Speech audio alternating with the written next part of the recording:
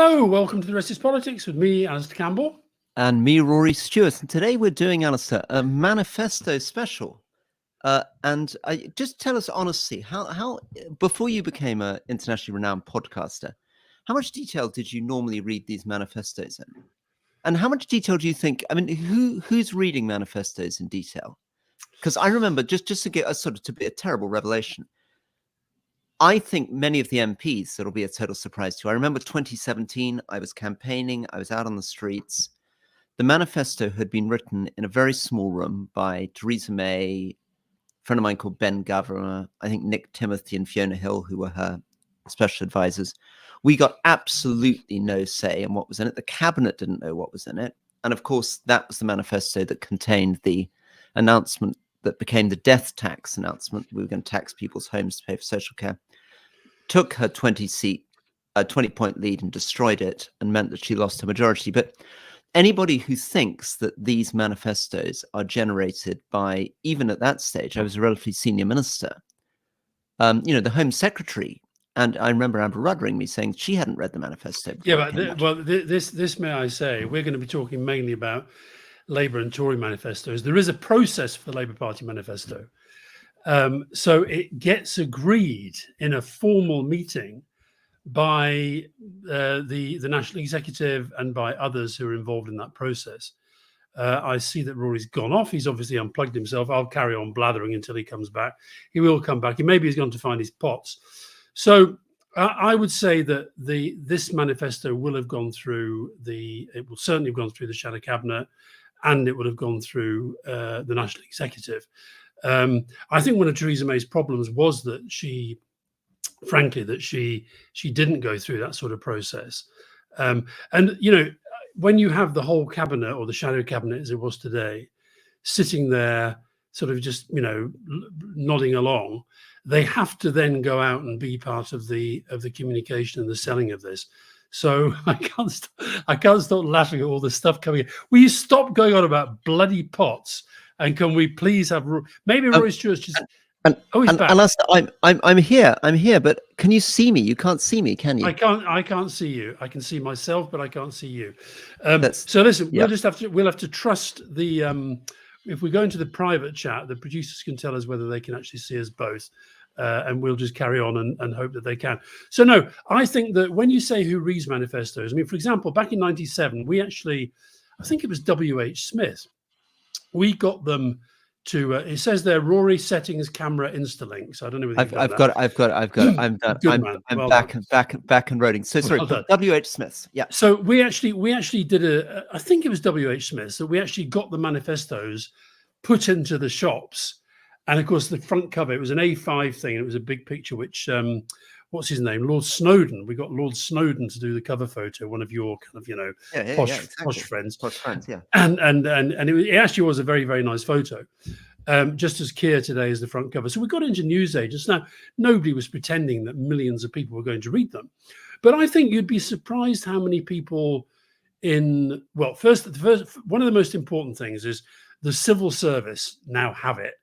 They have it there. They now have a few weeks, assuming there's a Labour government, which most of them will be assuming, they can now start to sort of work out. They've been doing a bit of work, but they now have the thing. The second thing is lots of people in the public sector read them. Lots of lobbyists read them. Lots of different sort of think tanks and sort of academic world read them.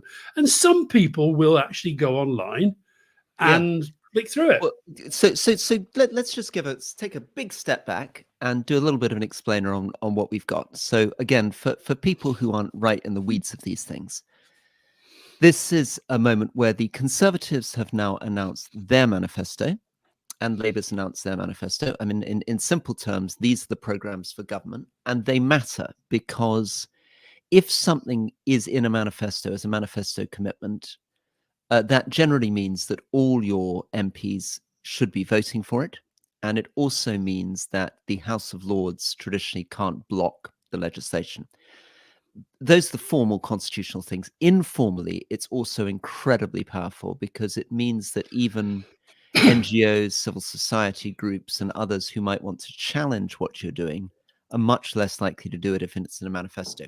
Yeah. If you hold something back, and this is why Theresa May put this very bold thing in the manifesto and destroyed her election, if you hold them back, and this is the risk is that you announce, and it's not in your manifesto, and you face all kinds of oppositions. Your MPs rebel, the House of Lords blocks it, the NGOs are out against you, public service institutions out against you.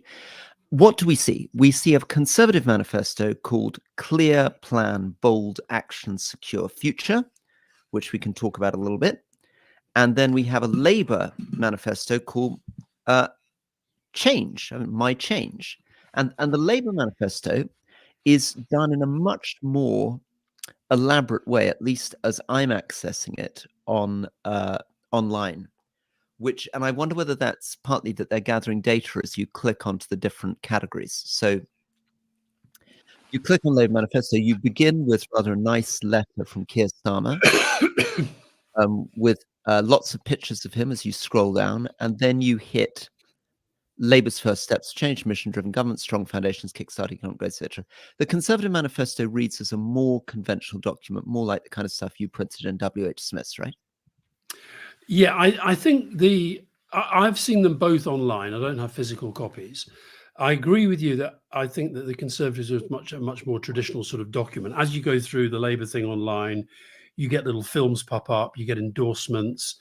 Patrick Vallance, the chief scientific officer during COVID, pops up. Richard Walker, the guy who was one of the people who were introducing Keir Starmer today. Is he the Iceland boss? He's the guy from Iceland, who I thought spoke very, very well, but it was perfectly clear to me that had been written by somebody who's in charge of the Labour Party message. It was sort of, word perfect. I did think, though... Richard, I know a bit. He's done some very good work on prisons, but he was, I believe, a Conservative candidate. So that's another... Yeah, that's a big thing. Yeah. I actually I do think that the introductions... there was more kind of vim and confidence in the way Labour projected it. They had Angela Rayner, who spoke pretty briefly, just went through the kind of missions. They had Richard Walker from Iceland. They had a guy called Daniel, who was a young guy, married, 2 kids, living in a bedsit, basically talking about struggling to get on the housing ladder. They had an incredibly moving, even as you know, Rory, I can be quite hard-hearted. I did feel a little sort of pricks at the back of my eyes with the tear ducts when this guy called Nathaniel, who's basically dying of cancer, and said he's just longs for a Labour government so that other people don't have to have the treatment that he's had. And then a young woman called Holly, who was 18, first-time voter. So they were straight in, business, poverty, health service, and young people. And I thought one of the things I said on the podcast last night, I really hoped that Keir Starmer didn't focus too much on the Tories, and he didn't. This was very much, this is what we're about. This is what we're doing. Okay.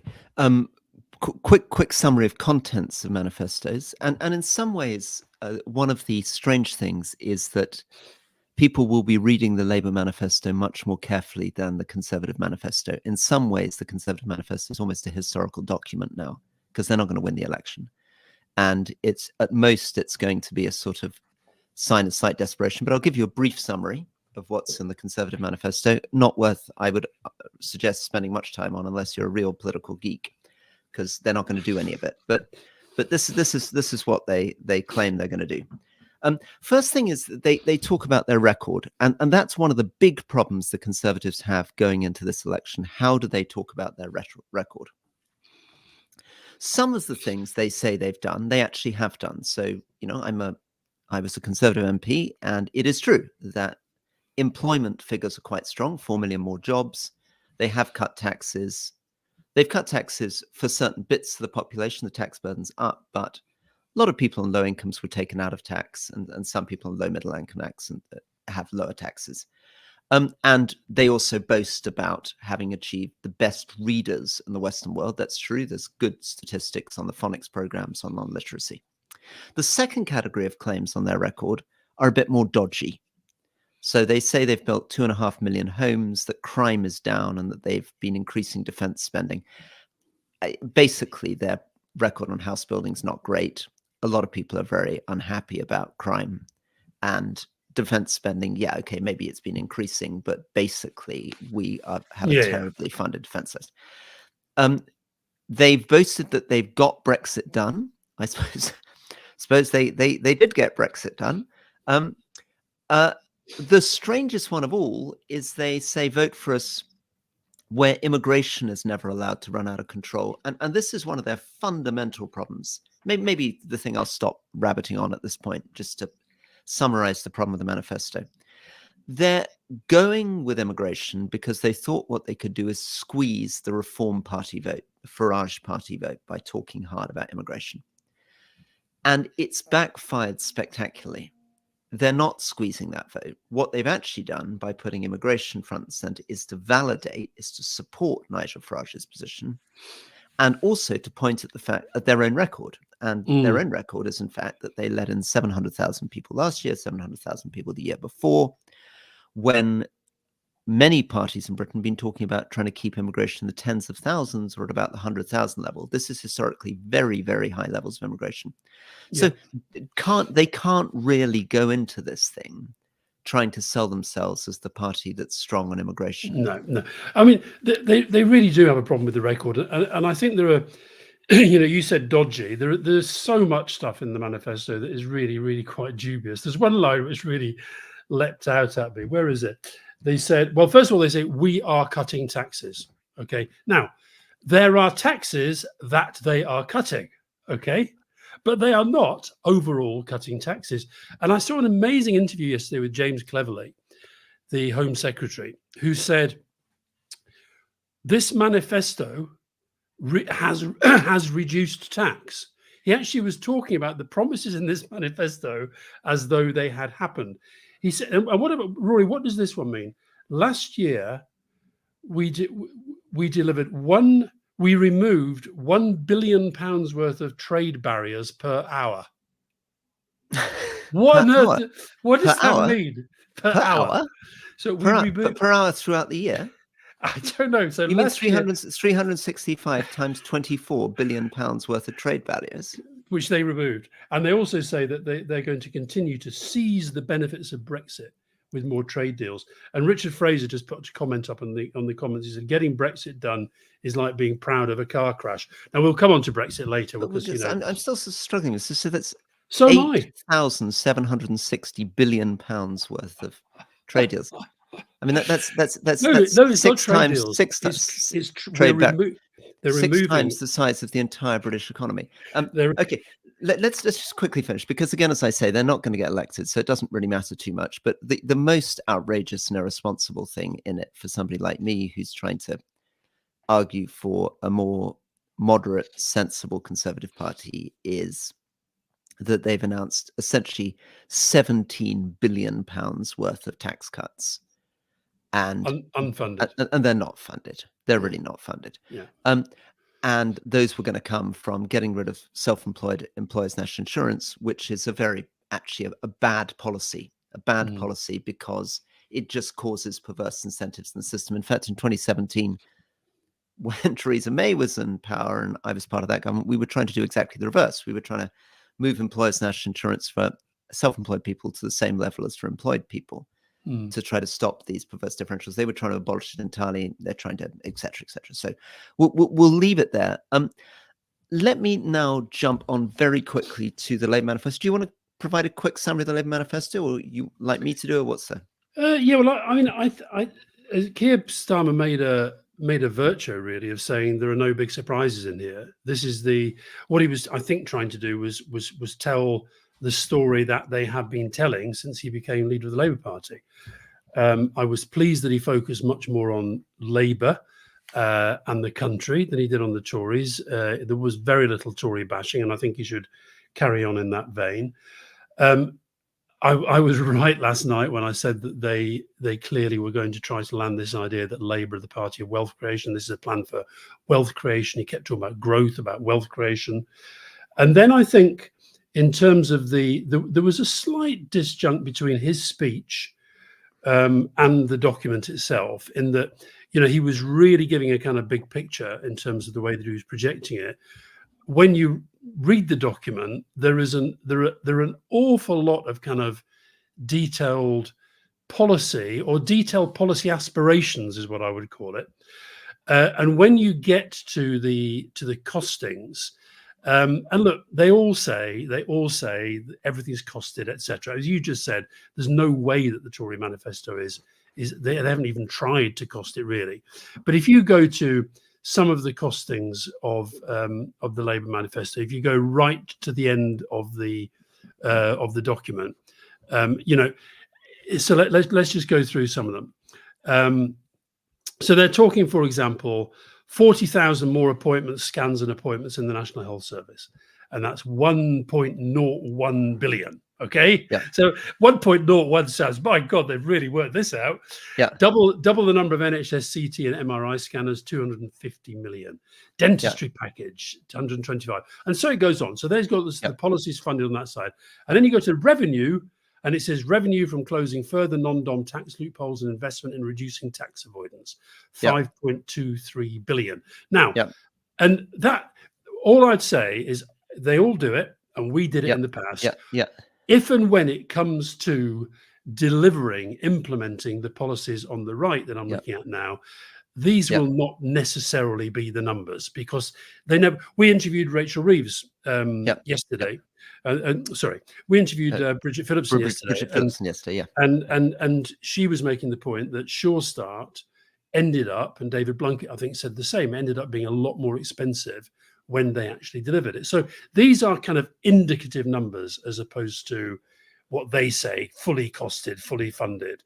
And I think then you go through to the next one, and we're talking about, the VAT on private school fees, 6,500 teachers, increased head teacher training, and all these things. And some of these are big numbers, some of them are small numbers, but I think what you're talking about is quite a big shopping list of aspirations, things that they intend to do. But I think what he did do quite well was convey the message of reassurance, which he's been doing, but also there is a lot of change in here. Stepping back for a second to the big picture, one of the things that we just have to keep repeating again and again and again, because it's getting lost in this election, is that there are currently 18 billion pounds worth of cuts already penciled in to the Conservatives' forward spending plan, which have been accepted by Labour. 18 billion pounds worth of cuts. And that's not including the extra 17 billion fantasy stuff that they just put in the Conservative manifesto. And these are going to come from unprotected departments. So, take an example of something you and I both care about: prisons. Current plans are to cut 4,000 prison officers. No idea how they're going to do that, but both Conservative and Labour have signed up to these things. So if Labour wanted to stop those cuts on unprotected departments, the 18 billion pounds worth of cuts, they would have to find another 18 billion pounds somewhere just to level peg, right? Just to keep expenditure where it is now. If they wanted to have the money to do kind of big industrial strategies, not just stand still, but actually put in more money, they would need to find another, I don't know, 20, 30 billion pounds on top. And when you go through, so Labour have addressed prisons. They've addressed prisons by saying they're going to build more of them. They've addressed prisons, but on the exactly. But as you say, they'll build more prisons, but there's no money. I mean, no, and also so they're no money for prison officers. Yeah, they're talking about building more prisons, and they're talking about having a more rehabilitative approach inside prisons. Well, that also does not come cheap. So I think with a lot of these things, you'll find that what happens now with this manifesto is it gets turned into the priorities, if they get into government, gets turned into a first King's speech, the legislative stuff that they have to do. I think it was pretty clear on the kind of big ticket items they're going to be in there, GB Energy, some of the tax changes they're going to have to make and so forth. But then there's an awful lot of stuff in there that I think they could pick on as the sort of, what I call the things that you can do without them being the biggest deal of all, whilst you're taking time to do the bigger stuff. And there was more of that kind of thing in there than I was expecting. So one of the ones struck me, which I think is a really good one that presumably you and I both violently agree on, is much more local devolution, much more power to local authorities, local mayors. Yeah. That doesn't necessarily cost you any money. It's something you can do through legislation. Planning reform could be another one.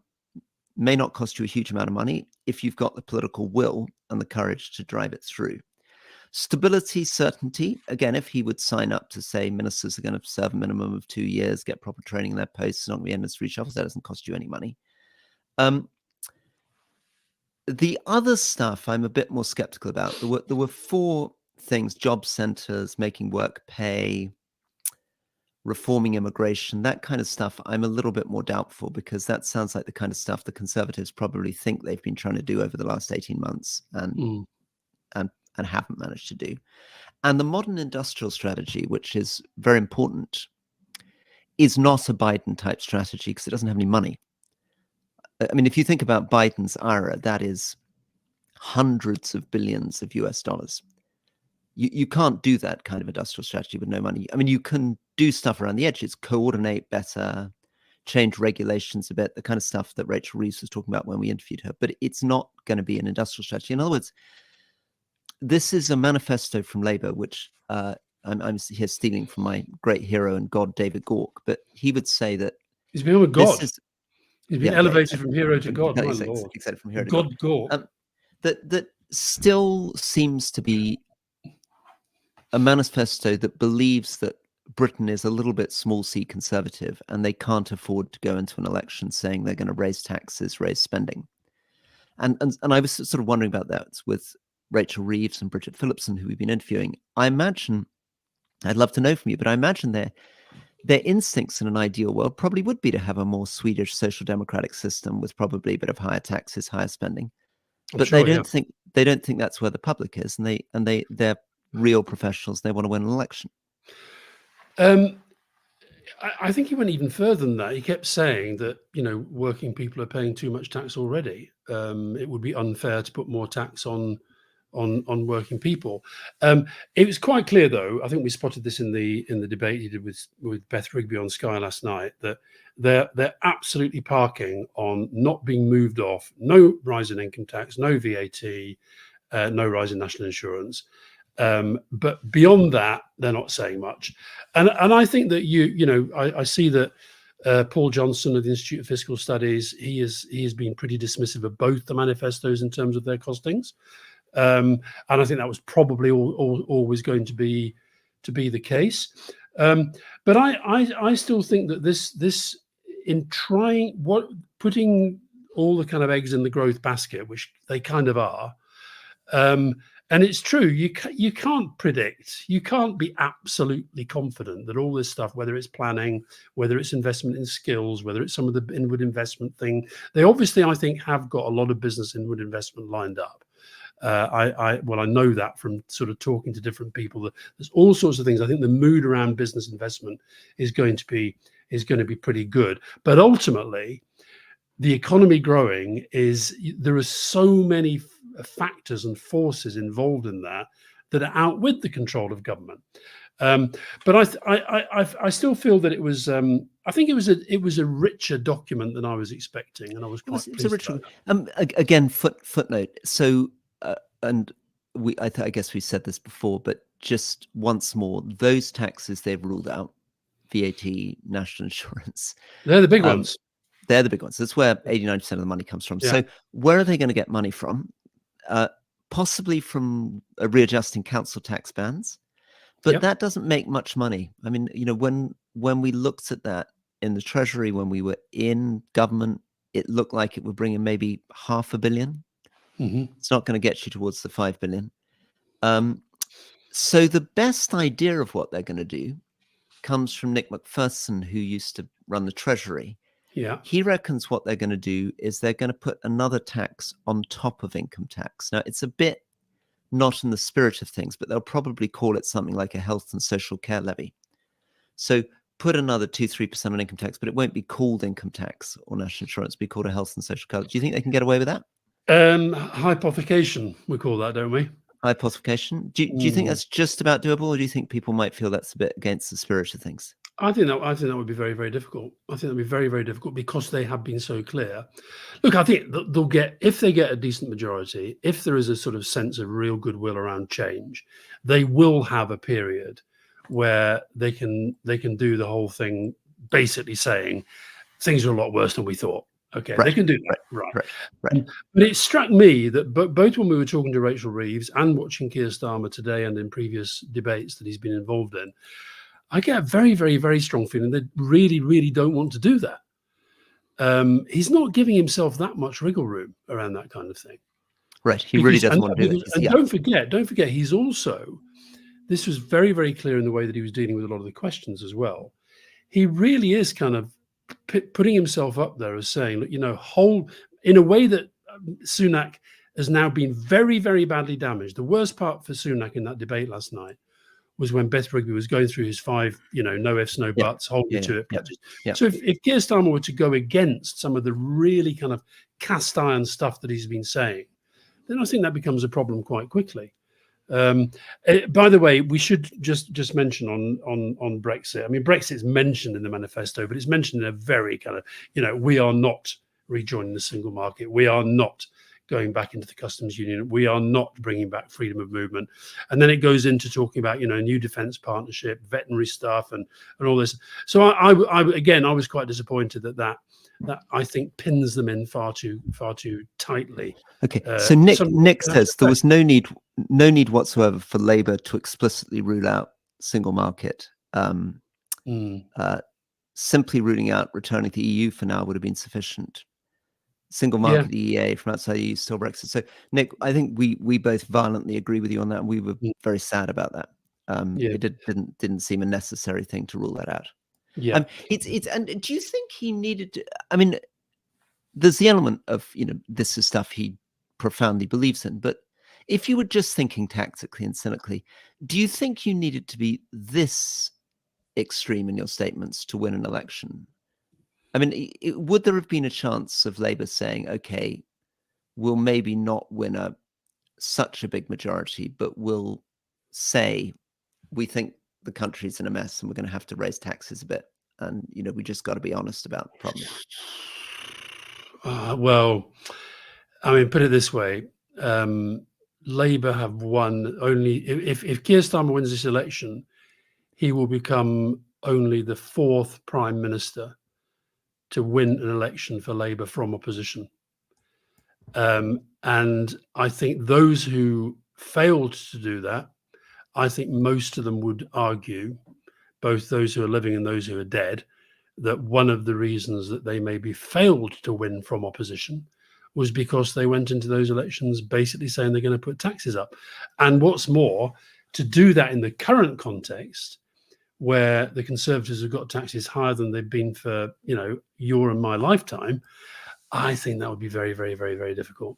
So does it mean that they might have been able to, I mean, look, let's be honest, a year ago, 2 years ago, nobody... Sorry, and Alastair, I'm interrupting. Pat Fox, I just want to make sure that it's clear that we are reading these comments, is asking the same question to you. Did they have to follow a Mings-Barr strategy to win as part of the variance on what you're answering now? Sorry, just wanted to... But I would argue that a lot of what they're doing in the content today is not that Ming-Barr. Some of it I think is going to be very big and quite difficult. I think it's the fact that we've known about all this stuff. So people are, this is a different way of doing it. I think it's actually, there's a case to be made for it. I thought it was quite refreshing that he said, listen, if you want a pantomime, go to Clacton. If you want a serious document that's, thought through, this is what we intend to do, then here it is. But I think that to have come up with any sort of big surprises, and particularly on tax remains very, very neuralgic for a lot of people, and so I think they've neutralized it. The Conservatives have helped them because they put taxes so high. They've been specific about what they're ruling out, and they've given themselves a little bit of wriggle room on other stuff. But as you said earlier, it's not that much. Sean, I feel really optimistic. It's heartwarming. I've been feeling this stuff about, I have a problem with privately educated elites and the arts. It's in there. It's like we've been listened to. That's an interesting one, because I sometimes think that one of the strategies they're pursuing is talking quite a lot about class and private education as a way of signaling that their hearts are in the right place and they're left wing, while actually pursuing an economic policy that's pretty fiscally conservative. So I almost think, I've been struck by how many of the interviews we've done, people talk a lot about their background. They talk a lot about the poverty they grew up in. They talk a lot about class. They talk a lot about how uncomfortable they feel in the arts with privately educated people, how they felt at university with privately educated people. And I wonder whether they're not doing that partly, and Keir obviously with his dad being a toolmaker and all this, whether they're not partly doing that because that's a way of showing cultural sympathy, your heart's in the right place when you're delivering a manifesto that's fiscally quite so conservative. I don't know. I think you're taking the class thing too personally and too sensitively. I think that I actually, and I've been very, very struck both by our polling, by other polling, and also the response that I've seen when it's been raised in debates and other fora where there's a public audience. I get the feeling that this private VAT on private schools is actually a very popular policy. And I think Labour should be pretty confident and comfortable about continuing to talk that up. Yeah, I get. Look, there's another couple of things. I was surprised, for example, I've got I mentioned on the podcast recently a friend I go swimming with, Michael Donald, who's written this book about Orgreave, which has been serialised in the New European, and there's a thing in there about promising an inquiry into the violence at Orgreave after all these years.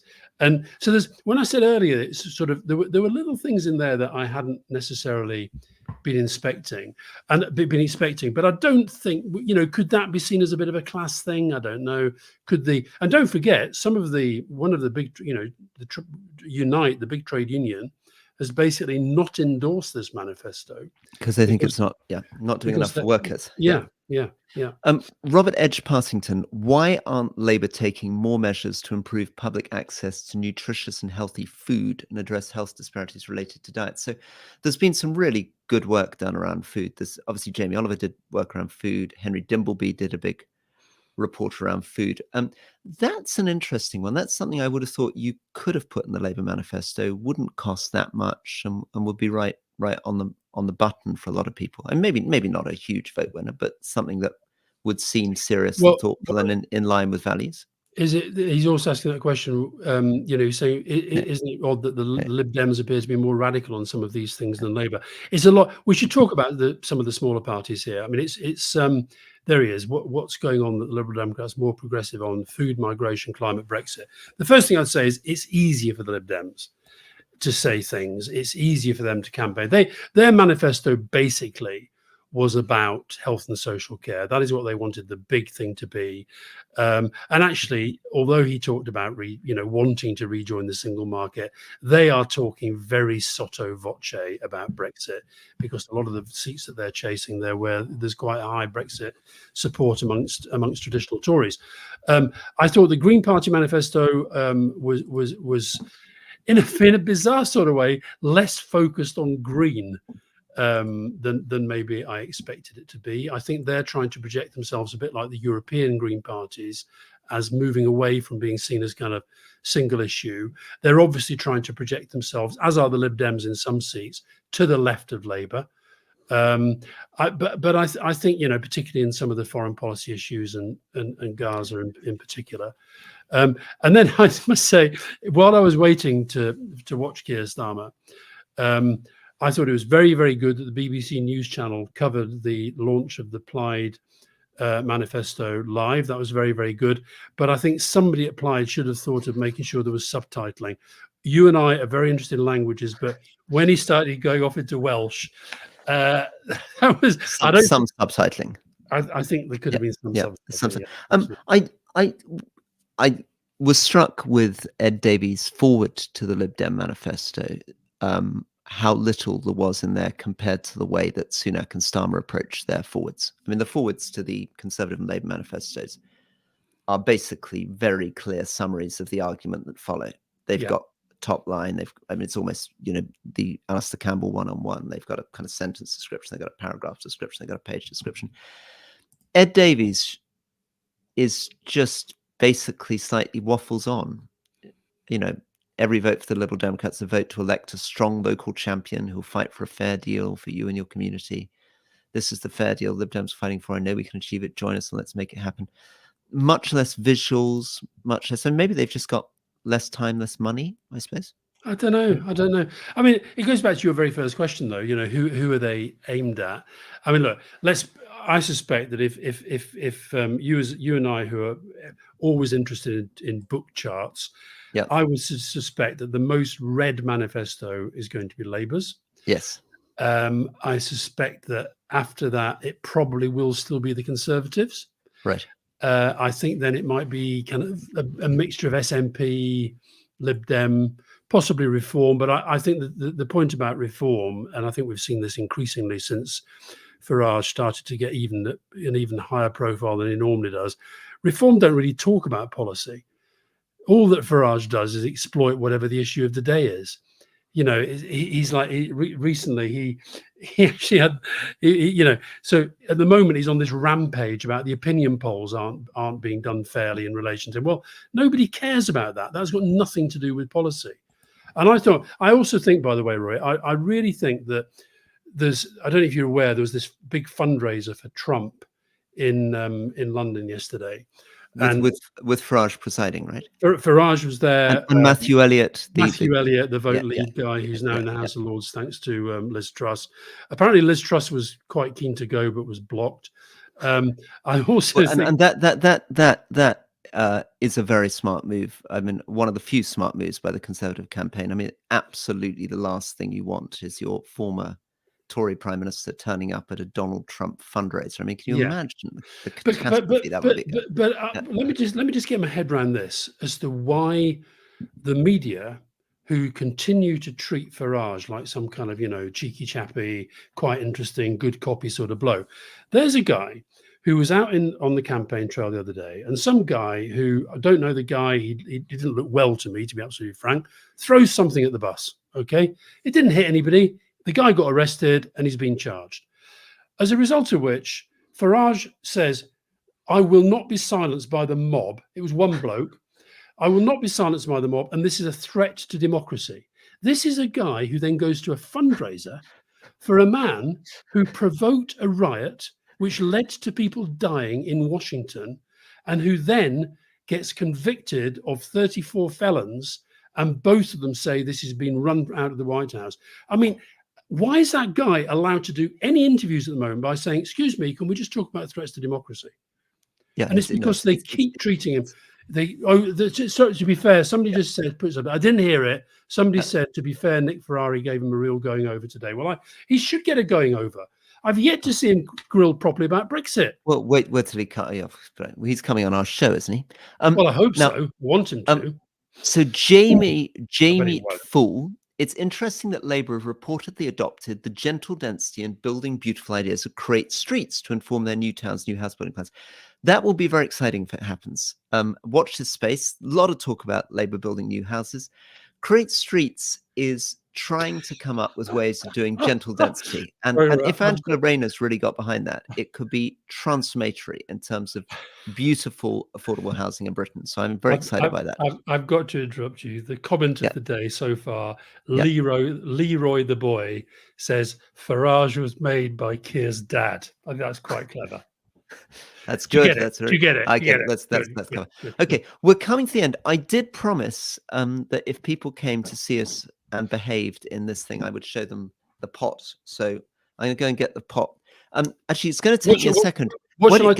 Can I be very mean? You say tell people about what Germany, Scotland, which is what you're doing, right? Are you there to see Germany, Scotland? I'm halfway there. Do you know what? We Oh, by the way, before you go, Rory. Yeah.